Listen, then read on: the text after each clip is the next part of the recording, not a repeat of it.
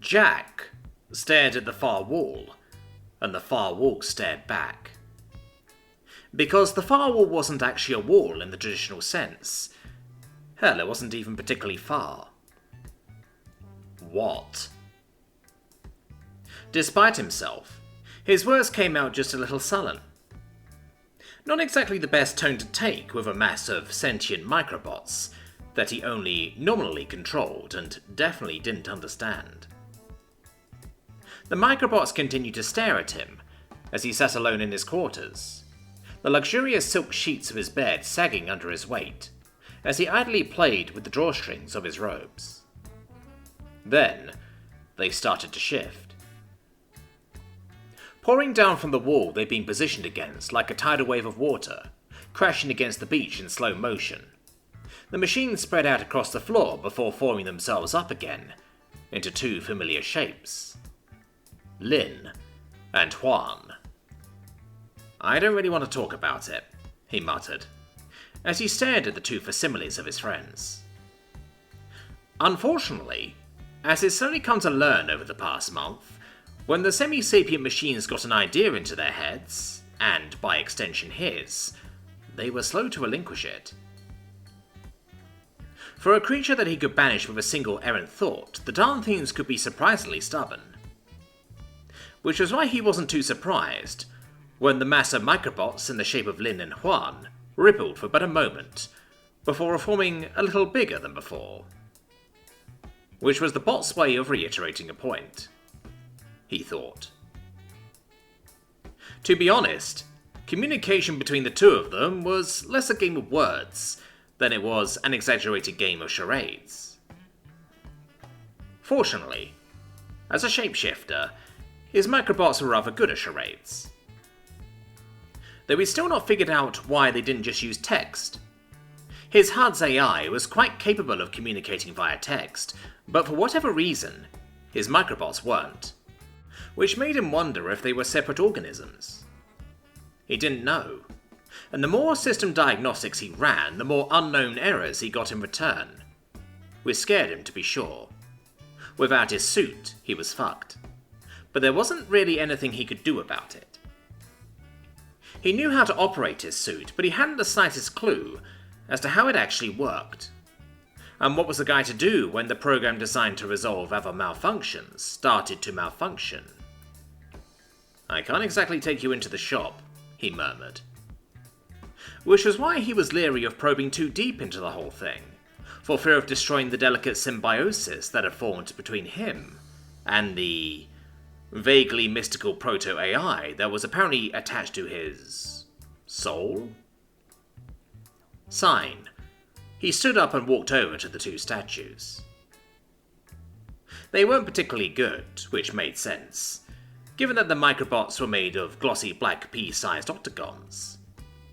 At this scale, those stood out, turning the otherwise anatomically correct recreations of the two women into low polygon abstractions, rather than truly accurate reflections.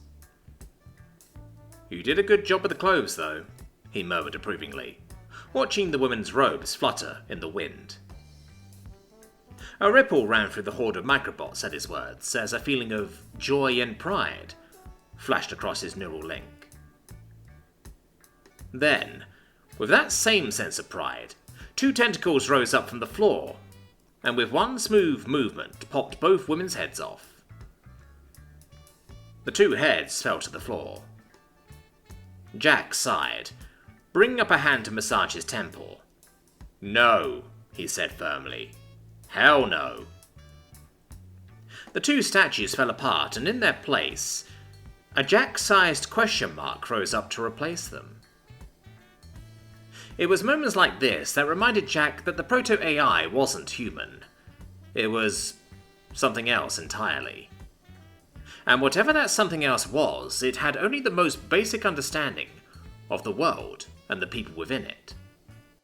This was a perfect example. It didn't understand why Jack was feeling a little envious of Juan and Lin. It only knew that they were in some way related to his current emotional turmoil. He sat back down on his bed. turmoil, he thought sarcastically. It's not that, I'm just processing. Yes, processing. That was what it was. He stared up at the massive machines, which had once more formed into the two women, now with heads once more. Only now they were naked. Though, given that the two statues had roughly the same consistency as gravel, said statues came across as more odd than sexy. Though, from a certain angle, it was actually kind of cute how hard the machines were trying to cheer him up. Because all the microbots knew was that Juan and Lin were in some way responsible for its upset, and had thus suggested the most efficient means of resolving that upset that it could. Hell, I put even odds on, he started to think, before he was interrupted by the sudden chittering of the microbots, once more changing shape. And yep, there it goes. Sure enough, now he was staring at a low polygon version of himself, Jack hammering away at a Serpine An, while a variant of Ren clung to his leg in abject adoration. Like something out of a heavy metal cover, he chuckled, before wondering if that was exactly what the machines had used as a reference. It certainly hadn't drawn the image from his memories, because if the real An locked her legs around him like the one in the statue was doing, he was reasonably sure that she'd shatter his spine in pretty short order. What a way to go, though, he thought before pausing. Great, now I'm horny again. The jackhammering intensified. Unfortunately, even if he wanted to safely recreate the scene in front of him, he couldn't. An and Ren had already left the compound by the time he'd returned from discovering Lin and Juan's rendezvous, and he wasn't quite selfish enough to invite both or either of them back from jobs he'd assigned them just so he could get his rocks off. Hence his current funk. Which wasn't a funk. He was just processing. And horny. Horny and processing. What the hell was that? The man nearly jumped out of his skin as the doors to his room were thrown open by a flushed and sweaty Lin in some rather skimpy lingerie. Following just behind her with her head bowed and looking like she wished she was anywhere else was Juan. Jack just took a moment to admire the sight, and note that the pair had discarded a set of robes just outside his room, which meant they hadn't walked here like that, before glaring defensively. What the hell was what? Even as he belatedly said the words, his eyes tracked over to where his microbots were. Microbots that had fortunately returned to pretending to be a wall the moment Lin had burst in. More than that, they must have been aware the two women were coming, otherwise they'd have fallen into the punji trap outside his room. Or just plain be unaware to get past it, given that they were both aware of the thing. Either way, it was another show of initiative on the part of his machines. A show of initiative which ultimately wasn't his main concern at the moment. No. His main concern were the two rather lightly dressed lesbians that had just burst into his room. You ran off, Lin grunted, crossing her arms imperiously over her petite bosom. You walked in on two women in your harem going at it and you ran away. What kind of man does that? Jack was actually flummoxed for a few moments. This was not the opening he expected. Or maybe it was. Then he rallied. A man with two brain cells to rub together, he shot back. It'd take a certain amount of arrogance on my part to see two women going at it, and think to myself, you know what those two are waiting for? A guy to rock up. Jack knew because he'd had that exact thought once before. Back when he was still a baby gangbanger back on Earth. He stumbled across two female gangers who were a little closer than average, having a little fun in one of the safe house's back rooms. Naturally, being young, dumb, and full of spunk, he'd assumed the door being unlocked had been an invitation rather than an oversight. It had not. Thus, the two women had responded about as well as any couple might, after a third party stuck into their room while they were making love, and poked one of them in the ass with his genitals.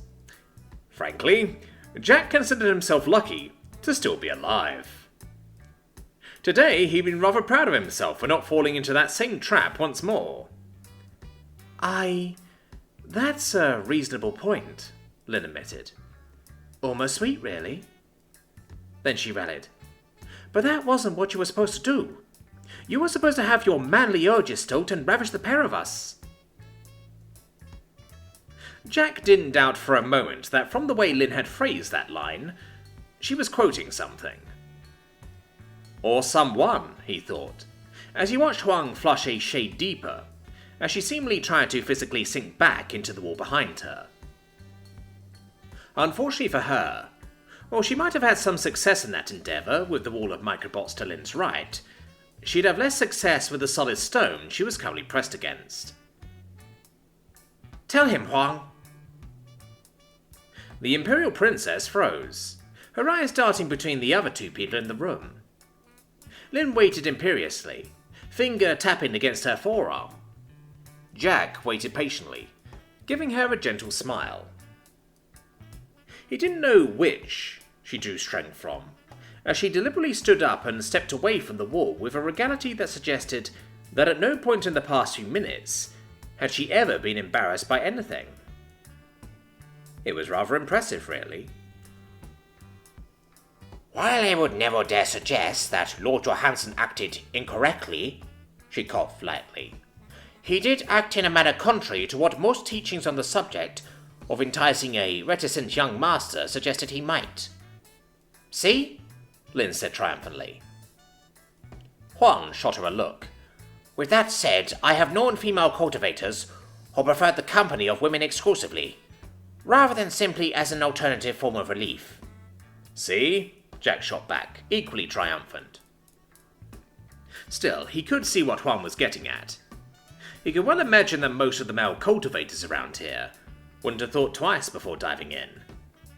Though, to be fair, given the relative scarcity of male cultivators, and the value of their seed to sex as a whole, he didn't think they were wrong to do so most of the time.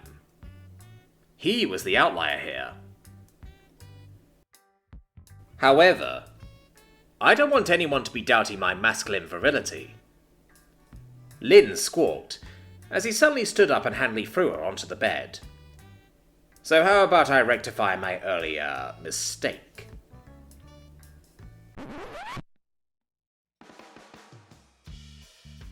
Bro! How the fuck did I end up here? Did I die again? Oh, right. Hi everyone. This is Killer Kush here. This weird guy has hired me to make one of these segments for him, so here goes. So, if you want to listen to the full narrated sex scene of this chapter, you can, find the content on Patreon at the Space Commando tier, bro. There's some other stuff in there too, like rude green text the narrator can't post on YouTube for some reason. Also, it'd be really cool if you could subscribe, hit the like button, and whatever the fuck else you're meant to do. I don't know, bro. He said something about smashing the notification bell too, but I prefer smashing blunts myself. Oh, and there's also, a YouTube membership thingy? Something about getting a preview of chapters or something before they're released. Sounds cool, bro. Anyway, that's it for this segment. What was I meant to do again? Oh yeah. Does anybody know anyone called Henderson? I've heard he has some of the really good shit. Let's go!